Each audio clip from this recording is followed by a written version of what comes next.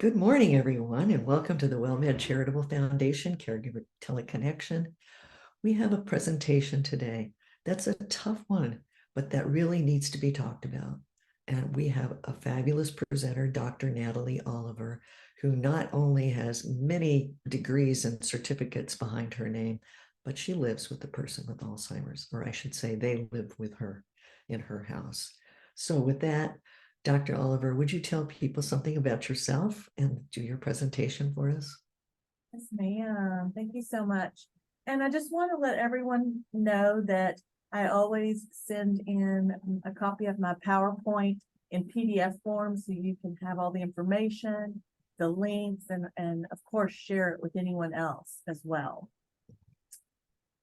So my background is I'm a clinical social worker and I have worked in mental health for a long time with therapy, individual group therapy, even specifically older adults and caregivers. And I've also provided education support with dementia and dementia caregivers in many different capacities over the last 20 years.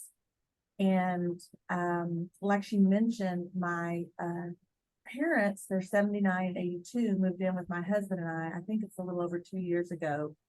My dad has dementia and it just became too much for my mom to do alone. And so it has really brought everything I've been teaching, educating on, supporting, counseling on over the last 20 years to life, and it has brought it to a new dimension. And so I'm honored to be here. It's a tough subject, and I'm glad you're here. These are my parents. Again, that's my father, who is 82 and is living with dementia. I just wanted to let you know and say thank you to all the caregivers out there that November is National Family Caregivers Month. And so it's just a time to honor you caregivers and educate communities and just to provide support. And so if you're a professional, if you can thank the caregivers that are out there and those that are caregivers, thank you for what you're doing. As we'll talk about today, it's a lot. So we're going to start with some numbers. This is the main part, is that according to AARP, we have about 38 million family, so that's informal, unpaid caregivers in the US. And on average, they're providing about 18 hours of unpaid care per week. And this involves people they're not necessarily living with you, but they could be living with you. And of those 38 million family caregivers, 60% are working full-time or part-time as well. And we're going to touch on these, the different types of elder abuse. We have physical abuse, sexual abuse, emotional, sometimes it'll be referred to as emotional or psychological abuse, neglect, and financial exploitation. The latest statistics are that 1 in 10 older adults will experience some form of elder abuse each year, and sometimes it's more than one type. Sadly, 60% of elder abusers are family members. They're most often spouses or adult children. 90% of elder abuse cases occur in the victim's home, but only about 1 in 24 cases of elder abuse are actually reported to the authorities. I just want to touch on some of these. You'll hear it as financial abuse or financial exploitation, and that can be the fraudulent signatures on financial documents. If bills are getting unpaid, electricity and different things could be cut off, or if there's unusual or sudden changes in spending patterns or changes in the will, or just any financial documents out there. And I've provided a website here and a couple of links to go into more depth, but the research is talking about 5% of older adults become the victim of financial fraud or exploitation annually. And this number just blew me away. Older adults who suffer financial abuse collectively lose over $2.6 billion every year. It just blew me away how much of abuse financially is going on. Some other things to think about with financial abuse, again, is when someone's illegally or improperly uses an older adult's money or their property or any resources. They're cashing checks, forging signatures, stealing money or possessions. Maybe they're coercing or deceiving them into signing documents. Again, if we see this irregular spending or withdrawals, even if penalties are going to incur and things are still happening. If you have an addition of authorized users, put on bank accounts, credit cards, debit cards, etc. If items or cash become missing from the older adult's home, suspicious changes in wills, power of attorney, titles, policies, etc. We mentioned unpaid bills, but also lack of medical care when the older adult actually has the funds to pay for these types of things and it's just not happening. Financial activity that the older adult could not have done, for instance, physically going to an ATM machine if they're bedridden or if they can't drive to get there or walk.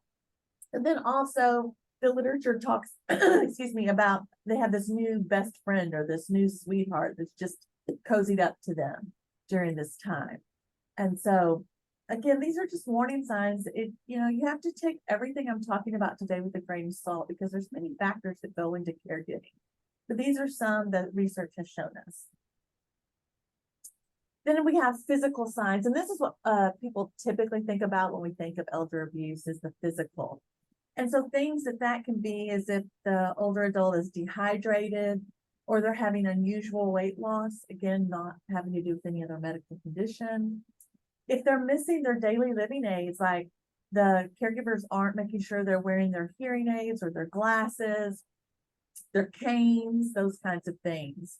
Unexplained injuries, bruises, cuts, or sores, unsanitary living conditions and poor hygiene, unattended medical needs.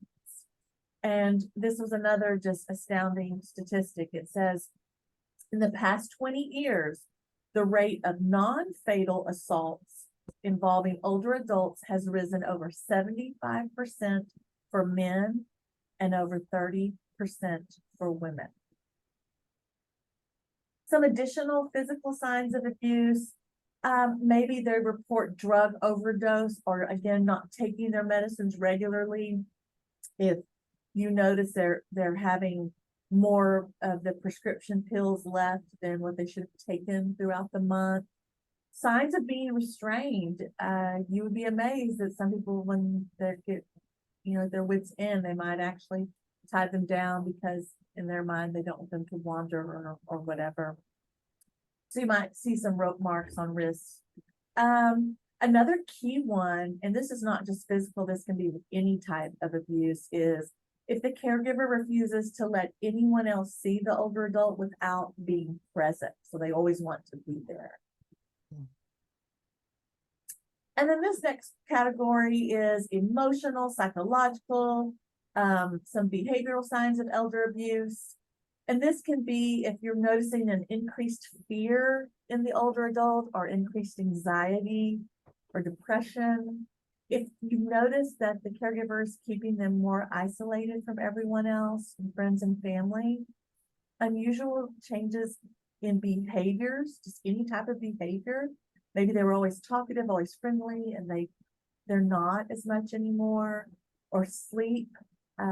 Maybe they're sleeping more to escape depression. Maybe they're not sleeping at all because of anxiety. And just some withdrawal from normal activities. Research says nearly 5% of all older adults are subjected to psychological abuse in any given year. And then when it was going specifically into emotional neglect from family members is the most common form of elder abuse. So emotional neglect. And it says that's about 27%.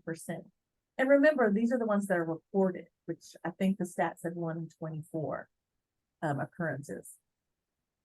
So some more additional and emotional and psychological abuse signs are if the caregiver is giving verbal abuse, threats, harassment, or humiliation, and intimidation. And I thought it was key to really bring up that humiliation. We don't think about that sometimes, but if they're incontinent or just, different personal things and they're humiliating them, that is emotional and psychological abuse. Any kind of threatening, belittling, controlling behavior of the older adult that you can observe. When the older adult shows increased signs of agitation, like rocking, sucking, or mumbling to themselves, that could be as well. And then I wanted to specifically talk about neglect, because that was the emotional neglect was the 27%. When a caregiver fails to provide or purposely withholds necessities like clothing, food, shelter, medication, medical care, physical assistance, safe environment, all of those are examples of what is called neglect. And so again, and you'll see some of these symptoms overlap with the different types of abuse. Unusual weight loss, malnutrition, dehydration can be neglect, unattended medical needs or untreated physical conditions like bed sores, unsanitary living conditions, dirt, bugs, soiled bedding, soiled clothes, poor hygiene if the person is continually dirty or not being bathed, unsuitable clothing for the weather if it's freezing outside and they have them in shorts or something like that. Unsafe living conditions like hoarding, no heat or running water, fire hazards for them, and deserting the older adult in public place, just leaving them, if you're at the mall, leaving them somewhere and saying, well, I'm going to go run in here or whatever, and if they're not safe to be there. Another one that's not talked about a lot, but it does happen, is sexual abuse. And this is any non-consensual sexual contact. This includes touching, fondling, any sexual activity that happens when the person is unable to understand or not willing, not consenting, if they're threatened or physically forced. So some warning signs there would be bruises around breasts or genitals, unexplained vaginal or anal bleeding, torn, stained, or bloody underwear. And people are always surprised about sexual abuse in older adults. It does happen. If you know about sexual abuse, many times it's about control and power. And so it does happen. And then just some more numbers again to give us the bigger picture. Abusers are both men and women. 90% of elder abuse occurs in the victim's home, which we talked about earlier. 2/3 of the perpetrators are actually adult children and spouses, which we mentioned. Over 65% of the victims of elder abuse are women. That could be because women live longer. And two key things are social isolation and mental impairment. Those are two factors that can make an older adult vulnerable to abuse. And then another alarming statistic set, the World Health Organization estimates that 320 million seniors will suffer from elder abuse by 2050. I do want to touch on this caregiving and dementia. We know people living with dementia can make false accusations, and we talk about it in our trainings. You're the primary caregiver. They think you're stealing from them, you're trying to put them in a home, or you're neglecting them. And so we know that occurs because there can be behavior changes like paranoia, delusions where they have those false beliefs that is true, whether it is or not, it's true to them. Hallucinations where they think they see things or hear things or smell things, etc. So we know it's so difficult because of the disease as well. But there also is abuse for those with dementia, and they are especially vulnerable because of their impaired memory, their impaired communication skills, their impaired judgment. Just their brain is deteriorating. And so they're also very easy targets for financial abuse or financial exploitation, as we talked about earlier. And of course, it makes sense. A lot of them do not report it. Some may fear, maybe they do say something, but people say, oh, they've got dementia. It's a delusion. So maybe they're not believed. Some of them may not even be aware that it is happening because of the brain disease. And some of them just may be too afraid, and that whether they're dementia or not, they may be afraid to report it because I have no one else. Where will I go? Will there be repercussions? And the experts say there's about, just under half, so about 42% of older adults with dementia experience emotional abuse from their caregivers. So how did it get to this point?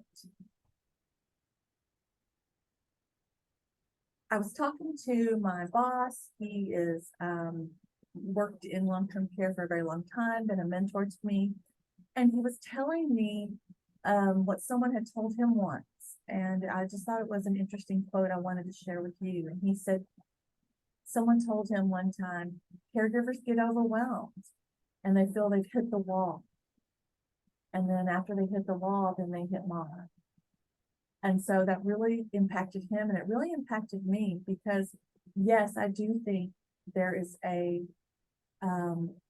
large percentage of abuse that is intentional. I do also think that because of what we're going to talk about in just a moment, I think there are steps that slowly build up to it. I kind of equated to, I was explaining it to someone the other day, someone who is abused in a relationship, they may not know it at first, and there may just slowly things change, and then a year goes by and they're like, how did I get to this? Well, I kind of equate that to some of the abuse that's out there, not all of it. Some of it is very malicious, but we're going to talk about that. And I think what's key when you're a caregiver is to understand your emotions, because it's okay to have those emotions. And that's what I wanted. That's probably the key message I want you to hear today. Again, I've been teaching on caregiving, dementia, all that for 20 years, and now I'm living it. And we have those emotions. And I think a lot of times people are scared to talk about them because what will people think of me? But it's really important because caregiving can be very stressful. And so this stress can contribute to a lot of emotions that we're feeling as caregivers. These are just some of the top ones that you see on the screen. Guilt, some of the common things that caregivers feel. I'm not doing enough. I promised I would always care for mom at home. I should be doing a better job. I shouldn't be feeling angry or resentful or fill in the blank. That is so common with caregivers. Sadness or depression is another common emotion. I've lost so much. I just can't cope. I cannot stand for things to be this way. It's hopeless. There's nothing I can change. Another common emotion that caregivers are living with as they care is loneliness. I don't know how many times I've had them tell me, I feel abandoned. Friends and family have dropped away. I have nobody to talk to anymore. Even though we have so many caregivers out there, oftentimes they feel alone and that no one gets what they're feeling. With the loneliness, many will say my social life is non-existent. When would I have time for outside relationships? I can't socialize. I have to stay home all the time with mom. And then anger and frustration. He keeps repeating himself. I don't want to do this anymore. Why am I the only one providing care? Dad acts this way on purpose just to annoy me. That is probably one of the key ones I would hear from spouses or adult children about their loved one, especially with dementia, that they feel like they're acting on purpose. And it can be really hard. We can have all the education in the world and know it's the brain disease. But I know firsthand from experience, when you're caught in that moment, all that knowledge goes out the window and you just see this person and you feel like, I'm doing this on purpose. And then other things like it's not fair.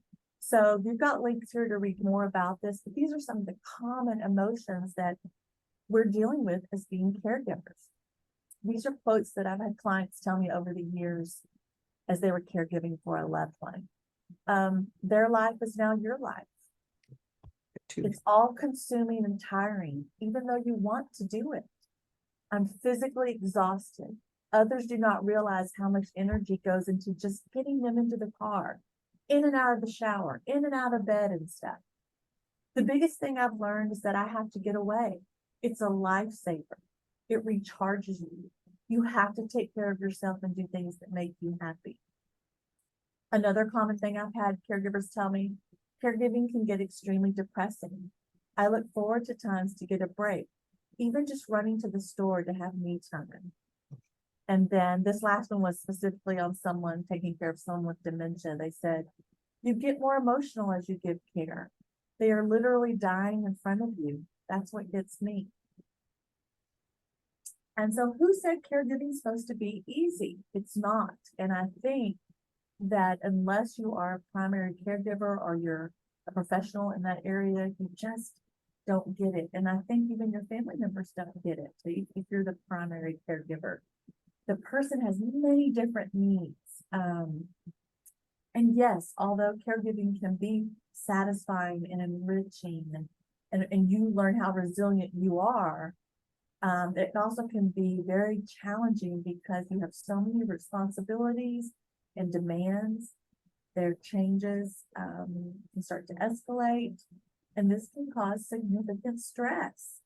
And this stress leads into your mental and physical health, which can lead you to being burnt out. You can start becoming impatient, and of course, more susceptible to neglecting or lashing out. And here are just some common signs and symptoms of caregiver stress versus caregiver burnout. Both of them are very serious. Burnout, of course, is to a further degree. But caregiver stress would be if you're feeling anxious, depressed, and irritable, you're feeling tired and run down, difficulty with sleeping, overreacting to minor nuisances, new or worsening health problems, trouble concentrating, starting to feel increasingly resentful, if you're drinking, smoking, or eating more as your coping mechanism, you're neglecting responsibilities, and you're cutting back on your leisure activities. Those are common signs of caregiver stress. Versus caregiver burnout is you have much less energy than you once had. It seems your immune system's gone down. You're always getting sick. You're constantly exhausted, even after sleeping or taking a break. You're definitely neglecting your own needs. Either you're too busy or you just don't care anymore. And that can be part of the depression. Your life revolves around caregiving and it gives you little satisfaction. You're having trouble relaxing even when help is available. You're increasingly impatient and irritable with the person you're caring for, and you feel helpless and hopeless. So if you're any of those are starting, if you have more than not, that is something to definitely think about. You could use this as a checklist to see, wow, I've got a lot of these. And so definitely something that needs to be addressed. So we talked about all of that. So it kind of leads us up to what can lead to elder mistreatment. Well, first of all, there can be resentment as being a caregiver. Maybe you took it on as an obligation. I married them till death do us part, or it's my parent and I owe them this. But another one to think about is maybe this resentment came because you want to do it. It was your choice to do it. You just didn't understand the impact it would have. Maybe you have an abusive history with the care recipient or the older adult you're caring for. The history doesn't go away just because they're ill, they're getting older, or they have dementia. You have all of this history that comes, and now you're put in a role of caregiver. Exhaustion. Now we could do a whole training just on the physical exhaustion that you feel as a caregiver. Your emotional exhaustion, your financial exhaustion. It's just you're overwhelmed and depleted many times. The stress of life responsibilities besides caregiving. Many have children or are still working. We saw that statistic earlier. 60% are still working full or part-time. Caregivers have their own medical issues. Also, self-protection. This could just be where you just need to, finally you're thinking, I need to take care of myself. I'm not, they're being abusive to me, their disease process or that history. That could lead to elder mistreatment as well. They could be physically trying to hurt you. A mental illness. This can be mental illness of you, the primary caregiver. This can be mental illness of the person you're caring for. And this link here that I have was talking about, which totally makes sense. You know, a lot of times we're nicer to strangers or neighbors and church members than we are our own family because we have this unconditional love and we feel safe to quote, let it all out, which makes sense. And so the person we're caring for might feel that way, or we might feel that way towards the person we're caring for. And then also the care recipient, the older adult you're caring for, they just may be dealing with a lot of anger about their illness or declining health or declining memory, and the fact that they're losing their independence. And they may take it on you because you're there in that unconditional love. And another quote from this article said, it's a mix of hope, love, fear, obligation, and guilt typically compel the primary caregiver to continue providing care. And I think many of us can relate to that one statement. So how do we prevent elder abuse? And I hope that, you know, I don't think there's going to be anything life-changing in this, but I think if you will be open to really taking this to heart, what I'm talking about with the suggestions, it can be life-changing. It was for me just even putting this together because like I said, you know, I'm a caregiver. My mom's the primary, I'm the secondary, and I find the times that I'm feeling all of those emotions we talked about earlier.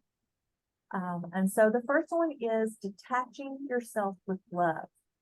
And what this means is we have to wrap our head around not taking things so personal.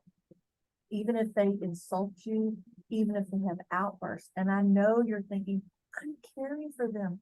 I'm loving them. I'm doing everything for them. But especially with dementia, we have to remember it's the disease process. And I go to a support group because of my father, even though I'm a professional in the field. And I was at a support group, and one thing that the leader talked about was an adult child put a copy of the brain scan up on the refrigerator to remind her, hey, my older loved one, the brain cells are dying, to remind them of why they're treating them that way. So again, if you're thinking about this older adult they may have pride, this loss of independence, their loss of memory. Another key one is role reversals. I know with my parents, you know, I'm 50 and I've been in the field, and so I think I know things, and I tell them and they say, Natalee, you're not the parent. Natalee, you're not our doctor. And so just this role reversal it's a really difficult challenge to have on how do we maneuver through that. You know, and then you have many spouses that say, this is not how I plan to live my golden years. This is not the dream that we had. And then maybe someone has depression or some other mental health that, you know, they're the one that's receiving care, and maybe they've masked it and they can't mask it anymore. And so they're treating you with some of their symptoms that they have. And so just really being able to stop and say, I know this is not personal, even though it feels like it. Another one is, you hear this all the time, but it's so true, is getting help or respite. You cannot provide 24/7 care alone and sustain it. You can't. I can't. We can't. That is why we have all the services that are out there. Family, friends, neighbors, church members, when you're talking to them, be specific on what you need. Have your list with you. Something else I've talked about before, because I read it in an article once and it stuck with me. It was talking about match the capabilities of the helpers. So you might have someone that can come spend time with your older loved one. Someone may go pick up groceries. Someone may mow the lawn. Someone may be able to make a phone call and just check in or share financially. match the capabilities. Otherwise, we're setting the people that actually do help us up for failure. And then these two kind of go together, time and location. You know, if we're not specific, I know with my family, if I say I need you to help, I need to be specific because I know they have busy lives. So I've told them, hey, even if you could come spend 15 or 30 minutes with dad, then mom can go lay down in the other room, or mom can go run and get an iced tea somewhere. It doesn't always have to be this big grand thing. And I think sometimes if we don't explain that to people, they're thinking that's what we're expecting. And then something about sending reminders of what all caregiving entails. I just did this over the Thanksgiving holiday to family. A very sweet, pleasant text and just said, I just want to remind y'all, it is a 24/7 job with dad. And I told one sister, can you bring some food? Because I know she likes to cook. Another sister that lives about 2 hours away, I said, can you come down on the weekend and can spend some time? Other people that live out of town way further away, I'm like, can you send texts and calls and check on mom? And so just again, they have to be reminded. I think we all get caught up in our own lives, and people that are not the primary, if it's not in front of them, a lot of times they just forget what all you're doing as a caregiver. And then community organizations, again, using that outside care. That can be home health, adult day services, nursing homes. I worked at one facility that a wife would bring in her husband. He had dementia. She would drop him off on Friday and pick him up on Sunday. So he was living with her all throughout the week, but she knew she had to have that break. Area Agency on Aging, every state has one. I would Google them, get the local information, find out about respite services. You might qualify for some free services. It's Area Agency on Aging. And then peer support groups or caregiver support groups. Those are so important because there's nothing like walking alongside someone that knows what you're going through. And so you get that kind of support that you just can't get anywhere else. The third and fourth kind of go together. This is not something you can just solve in one day. This might take, something of time working on, but if you're a primary caregiver and you're a people pleaser, which I've done a training on that, I'm a recovered people pleaser, you can't be everything to everyone. And so to really stop and think, am I trying to please everyone? Because what happens is then you're not pleasing anyone, your health goes down, then you're not able to take care of the one you loved. And so really just working on that. And then this kind of goes along with it. Learning to be assertive. That does not mean being aggressive. That does not mean being passive aggressive, but you have to stand up for your needs, for yourself, and for your caregiver. And again, when you are doing those things, to be specific, always be specific on what you need. And again, matching those capabilities. Another one that I know it's been said to death, but it's so important. And I think we have to hear it over and over until we finally it clicks and we get it. We can't take care of someone else if we don't take care of ourselves. Now, does that mean you have to get your 8 hours of sleep every night and socialize for 5 hours every day? No. And again, so sometimes we have these ideas in our head. What does that mean for self-care?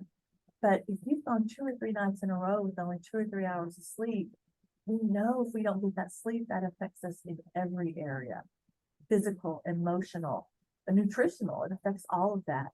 And so I would say just one little step at a time. Maybe it's that, okay, I am going to spend time with friends for 1 hour a week, and you start there. So it's just baby steps. You don't have to go from one extreme to the other. And then I had a colleague say this quote, people are like tubes of toothpaste. Once you squeeze it out, there isn't anything left. And then another common metaphor you'll hear about is we, the caregivers, it's like a bank account. You can't keep taking money out without putting back in deposits. And so if you'll think of yourself as a caregiver in that way, it's not feasible. Another one is, this kind of goes back to our emotions. It says, accept the roller coaster of emotions you will experience as a caregiver. So to really get out of any fantasies that you've built up in your mind or how you think things should be at this stage of life, you will have good days, you will have okay days, and you will have bad days. You will experience good emotions, you will experience so-so emotions, and you will experience those bad emotions, those bad feelings, those bad thoughts of just, and it's okay and it's normal. Again, I hope you hear that. It's what we do with those emotions and those feelings that we have.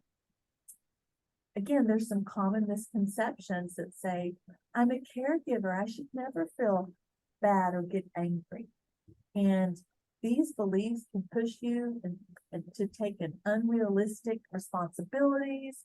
They can make you avoid getting the help you need and deserve and being too hard on yourself.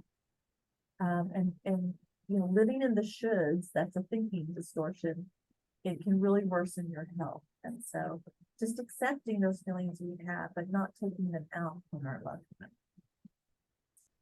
And using positive coping skills. So if you've been to any of my trainings, you'll know journaling. I talk about the research and literature that's out there. The beneficial part is getting it from your heart and your head down to paper. You can tear it up if you're worried other people will read it. Positive affirmations, we know scientifically it's been proven, if we say these things out loud, it's kind of that fake it till you make it. We're retraining our brain. So positive affirmations like, I am a good caregiver. I am doing the best I can. This situation I'm in would be difficult for anyone. So those different affirmations that you can say in the morning or at night to help you. Something else is to get some sunlight in nature. Again, lots of research talking about that. If you can just get a little bit of sunlight, that vitamin D, some time outside.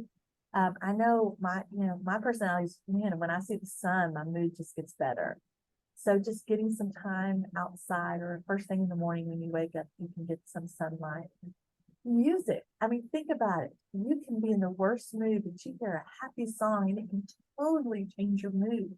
So get some those songs to go to when you're in a certain mood. Or art. I know a few years back we had those adult coloring books. So it's very soothing and it can just go back to that time of just coloring, kind of turning your brain off to anything else. And then I love this. I was reading an article and it said, don't compare your worst moments with someone else's highlighted reel or someone else's best moments. So when you're going to caregiver support groups and someone may be sharing something positive, don't compare your worst day with them. Instead, share with them and learn from them. Check your expectations against reality of where you're at and the situation. Acknowledge your feelings and needs. Don't try to push them away. Remind yourself of your many positive accomplishments you've done as a caregiver. And I've done trainings before where I've listed out everything a caregiver does. You should do that. Take out a sheet of paper. What do you do in a 24-hour period? That is so much, and we don't give ourselves credit. It becomes second nature to us, but that should be celebrated, those accomplishments. Hey, we got Dad to agree to take a shower today. That's a big deal, and we should celebrate that. Get support. And we talked about earlier, the informal type, but there might be where you need to have a therapist to work with. Again, especially if you have a tough history with the person that you are caring for.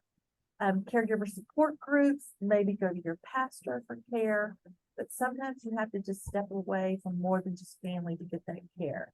Coming to trainings like this and just learning, I'm not alone. Wow.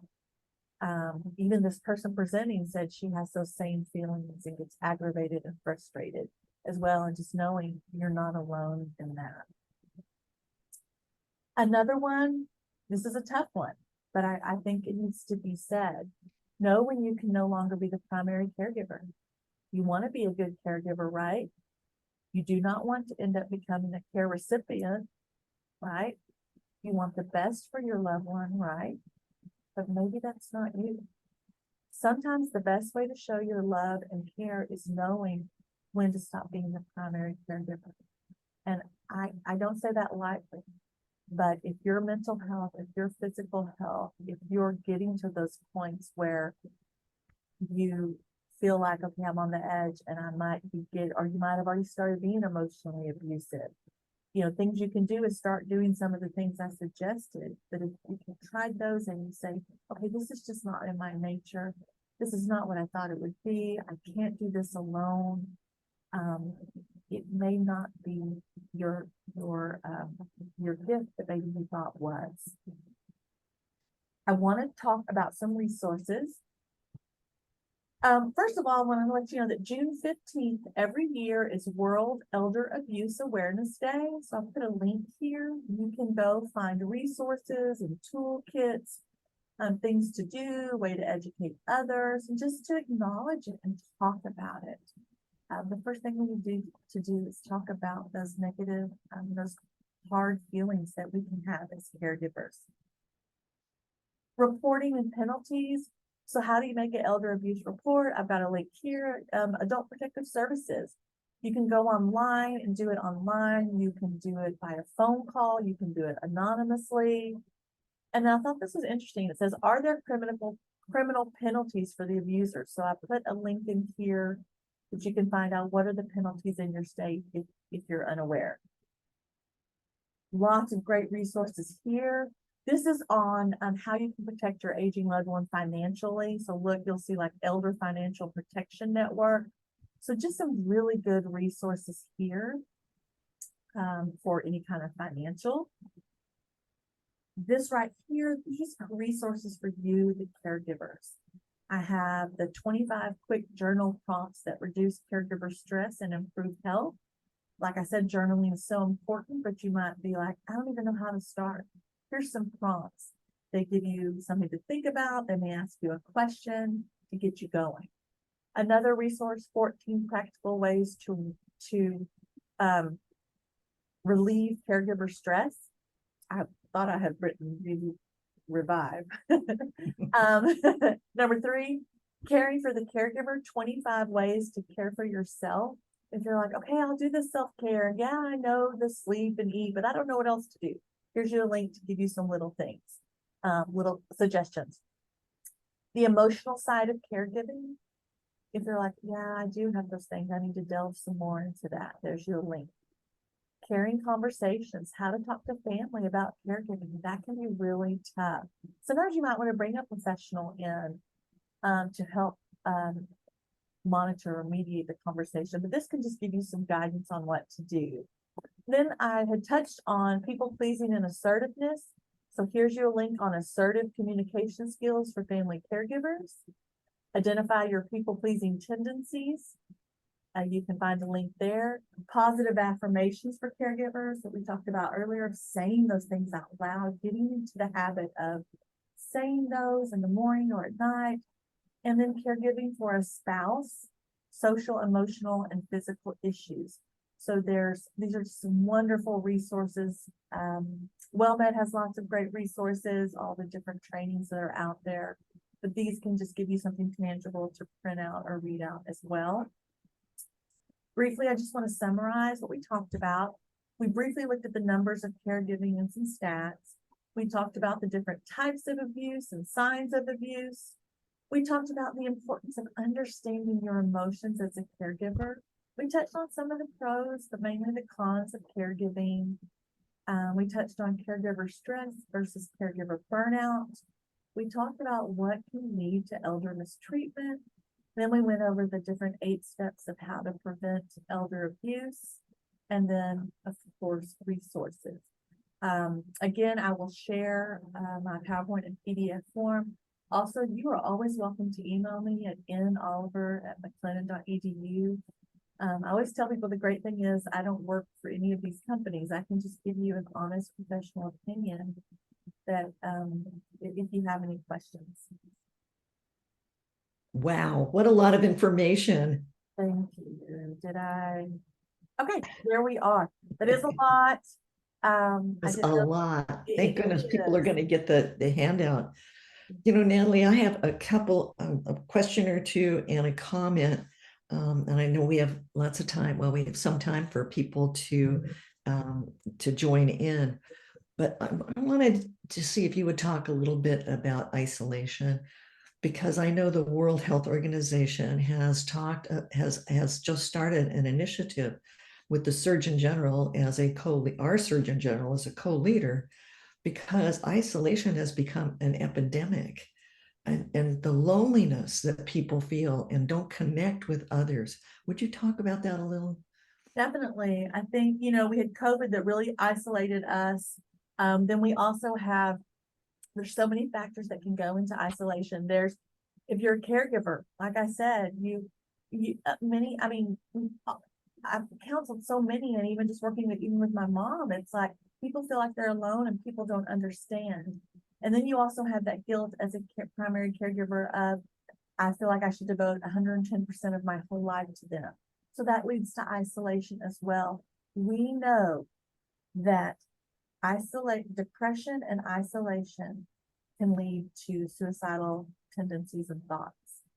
We are human creatures, even introverts, even those that only like to be around small groups. And even if you're the type that's like, I just need to see a friend once a week or once every 2 weeks, we all have different levels, but we have to have support to know that we're not alone. And if that means getting online and doing an online Facebook support group or Zoom support group, that's a start. And I told you, even as someone who's a professional who's been in this for 20 years, I found myself feeling alone, like, oh, I'm supposed to be this expert. I'm supposed to know this. I shouldn't have these feelings. I did the shoulds. And then once I got all past that and was like, whatever, I'm just like everybody else, then I thought, okay, the first step I need is to join a support group, because it's a natural part to feel like no one understands what I'm going through, but people do. I know what I said today resonated with some of you. And I know some of you have had those same thoughts that I've had, those frustrations, and you might have even verbally snapped, like I have too at my dad, and so my point today is, let's talk about it, let's acknowledge it, and then let's do something about it. Because like I said, yes, there are those that are malicious, but that's not who I'm talking about today. I'm talking about those of us that love our loved ones, and I don't want any of us to get to the point where we're even just verbally abusive, or neglecting because we're irritated or something like that. So, but yes, back to isolation. It's so important to take care of ourselves. That's why that self-care comes in, and it's so cliche. We hear it all the time, but there's nothing about just going outside, taking a quick walk, talking to someone, and knowing I'm not alone. Thank you for that. I think another scary thing for anyone who's on this Zoom call is that we had a presenter who said that they had done the research and that 40% of caregivers die before their care recipient. Oh, I'm not surprised by that too, because you hear about it, like I focus mainly on dementia caregivers, but yeah, their literature, I've even done trainings on the hidden patient, because that's what happens. You as the caregiver, and it's such good intention, and it's with such a good heart of, I need to care for this person. And you start thinking it's selfish if I don't take care of myself. I had to have tug of war with my mom when she moved in of, get out and get with your friends, because it's her husband. They met when she was 16. She's 79 now. How in the world, no one can care for him like her. And it was tug of war to get her to do something. And I kid you not, she came home and this nervousness of getting back out and socializing when you haven't done it in so long. That's common with a lot of people too. My mom, who is an extrovert and loves everybody, was nervous. She was scared to get back out, but she did it. And she came home and said, thank you for making me. And now she tells me all the time, okay, I'm going to go with my friend here. I'm going to go do this. And she always thanks me for that, because you have to hear it sometimes from someone else that it's not selfish. It's actually loving to take care of yourself so that you don't get to this point of yelling or neglecting or getting to a really dark place that you never, ever thought you would get to. Nice. Well, thank you. I have some chats I'd like to read to you, unless you want to read them yourself. No, go ahead. Thomas says, we as caregivers need to care for ourselves to be able to properly care for others. Take a little time for yourself. It goes a long way. Put on some music, go for a walk, go to the gym, call a friend, play with your pet. It truly makes a difference. Brandon said, thank you for your presentation today. Thomas also said, UT Health has a lot of programs that help fight isolation. The Caring for the Caregiver program does a lot. The Memory Cafe, what is this program? The Grow program at the Botanical Gardens. Arden Court, check into it. Very good stuff that keeps you connected to others in your same position. Wow, thank you for that. Good tips there. If you're, close to UT. I'm going to also look on here and see who's opened their phones or opened up their, unmuted themselves. And while you're doing that, one thing I just want to reiterate is a lot of times, I am typically a homebody. And so for me to do stuff, and I've just been this way the last like probably 20 years, it's kind of like, oh, I want to do stuff, but then I don't want to actually do the process of getting there. Every time I get there, I'm grateful I did. And so I think if you will just push through those voices that come in and say, oh, you don't need to go, just stay home.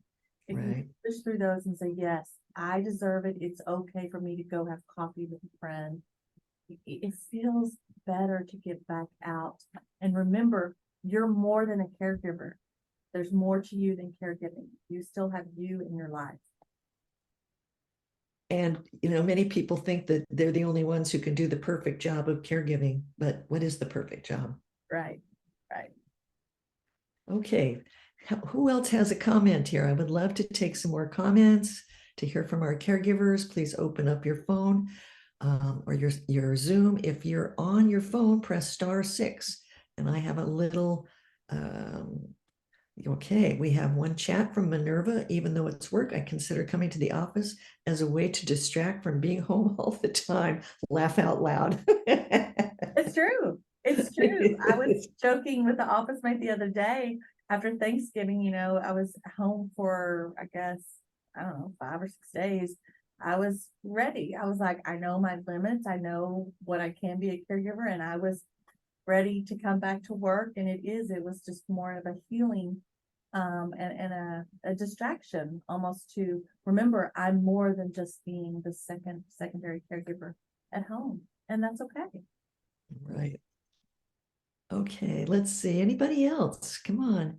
What do you have tips and techniques for taking care of yourself, for not getting burned out, which is basically, I know people who've been burned out and they just don't care anymore. They don't care about themselves. They don't care about their care recipient. They just don't care, which is it's such an awful place to be. They don't have fun. They don't do any of the things they used to. They're totally depressed. It's awful. Well, and that, a lot of times I'm 50, but when I'm thinking the older generation, like my parents' age, a lot of them don't believe in mental health, don't believe in all that. And it's like, a lot of times what I'll tell the caregivers is, if you learn what therapy is, it's not laying on a couch and dramatic like you've seen in movies. It's not Freud. Right. Tell me your innermost secrets. It's not that. And so there's something about having that. I'm not your friend. I'm not your family.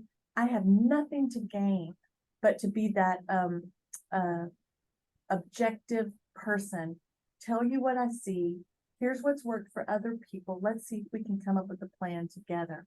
And just like our older loved ones, our care recipients, sometimes we don't want to hear it from family. When we hear it from someone outside of it, it makes sense. Like I use a CPAP machine that I don't use all the time. My husband the other day, use it. I had a doctor's appointment this morning, and he told me to use it. And I go, doctor, I just had to hear from you.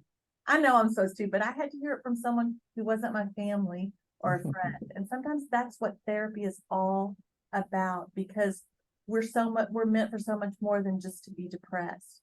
And it's not just going to go away. So sometimes you might need therapy or medicine for just a time. It doesn't mean you need it the rest of your life. Right. Okay, anybody else? I'm looking, Delicia, did you unmute yourself?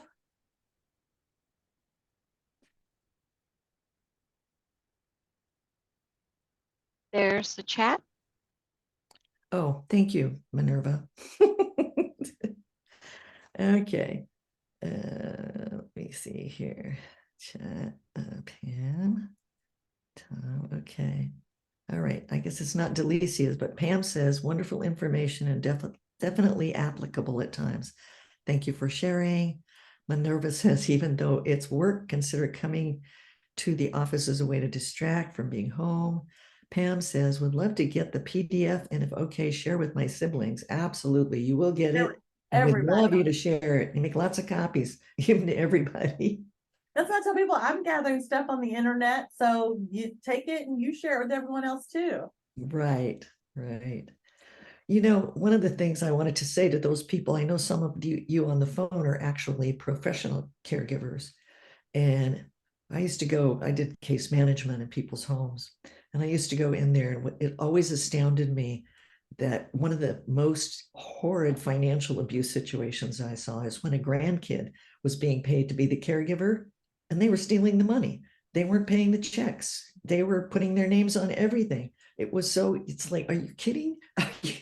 Yeah, people's true, when I worked at the nursing facility and especially if people were end of life, I was like, man, people's true colors do come out. And it is definitely it's Horrid. lawyers and stuff, and it's heartbreaking. It's heartbreaking to see people's true colors that can come out at the end. Right. Okay. Anybody else? Okay, you know what? I want to thank you all. I want to tell you that we've got 6 wonderful new sessions coming up in December. We don't do too many in December because we know how busy people get and how stressed they get. But this you can do on the phone or on your Zoom. And we've got healing in the holidays, a couple more of those. We have 3 or 4 of those in November. We have Ask Dr. Tam, managing the holidays with an interactive discussion about how to cope. That should be a good one. We have a one in Spanish, how to manage stress during the holidays. We have Dear Lucy, who does dementia sometimes. Why does dementia sometimes cause hallucinations, delusions, and paranoia? And we also have creative caregiving for Alzheimer's with Dr. Oliver. And I'm not sure about your website at the school since it's no liver. I know, it's so crazy. It's been every job I get, it's usually no liver. I mean, I've been in healthcare and all that for a long time. I know, but you won't forget it. No, you won't. Okay, you guys, thank you so much for being here today. You will get a post-session questionnaire with those resources we talked about.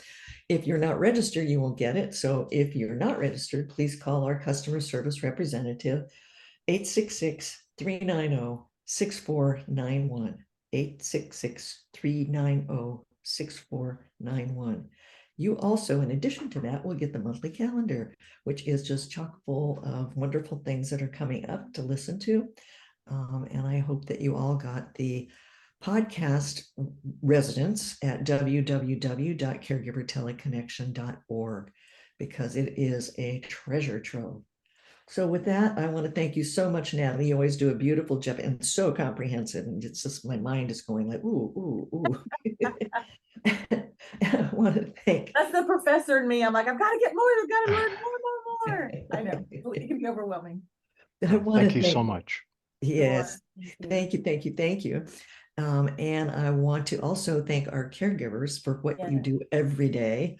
And that's not because it's National Caregiver Month. It's because we've been there, Natalie and I.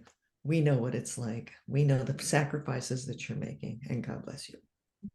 And I'd also like to thank WellMed Charitable Foundation for all of the resources they've provided, not only in these presentations and the podcasts and the SOS centers, but so many things that they do in the community, the educational, the aging summits that they put on. You know, they work so hard to really make a difference for caregivers. And with that, I'm going to stop the recording and thank you all for being with us and hope that you will join us in December too. Natalie, thank you so much. You'll have a good day. Okay, let's see here. How do I get it?